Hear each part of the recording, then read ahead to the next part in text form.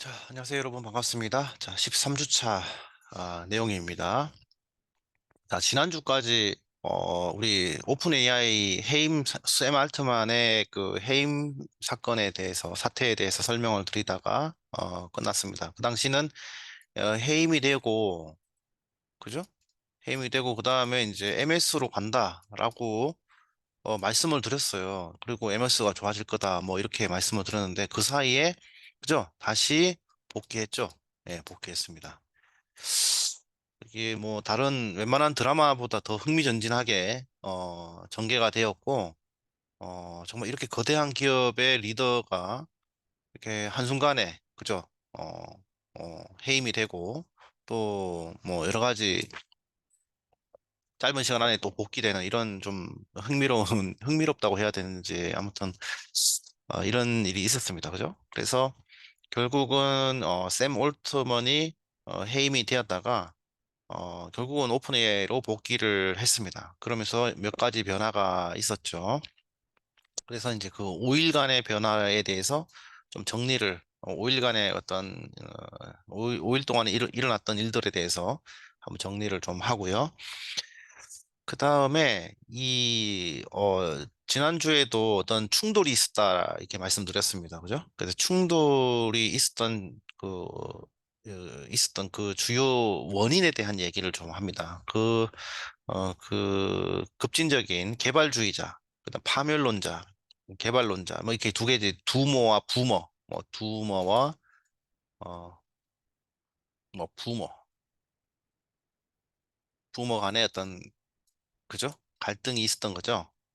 그래서 이분들은 이제 AI로 인해서 이 인류가 파멸이 될 수도 있다라는 주의고, 이 사람들은 아니다, 개발을 해서, 어차피 개발될 거 개발해서, 개발해 가면서 안전장치를 만들자. 뭐, 이런 식의 어떤 접근 방법을 가지고 있었던 거죠. 그래서 이사진들, 오픈 AI의 이사진들은 대부분 부모에 있었던 거고, 샘 알트만은 부모에 있었던 거죠. 개발을 막 빨리빨리 해서 또는 개발을 해야 된다라는 주의죠. 근데 이제 이 파멸론자들이 어떤 그룹에 속해 있었는가 하면은 효과적 이타주의 그룹이라는 곳에 속해 있었다 이 말입니다. 여기서 이제 EA라고 하는데 좀 이따 기사 보시면 그죠?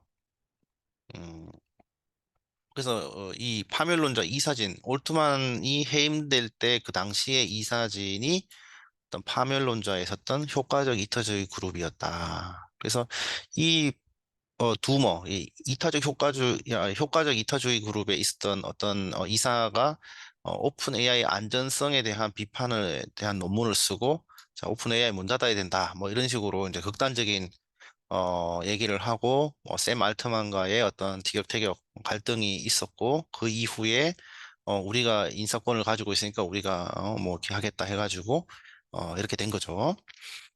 음. 뭐 이렇게 사건이 이렇게 됐습니다. 그러면서 결국은 이 두모진에 있었던 이사진들이 다 나가게 되고 한 명만 빼고 나가게 되고 새로운 이사진으로 이제 교체되는 됐습니다. 그래서 힘이 이쪽으로 더 많이 실리게 되는 상황에 있다. 그래서 오픈 AI가 앞으로 더 빨리 더 선진화된 발전된 기술들을 계속 공개를 할 것이다. 이렇게 얘기를 하고 있습니다.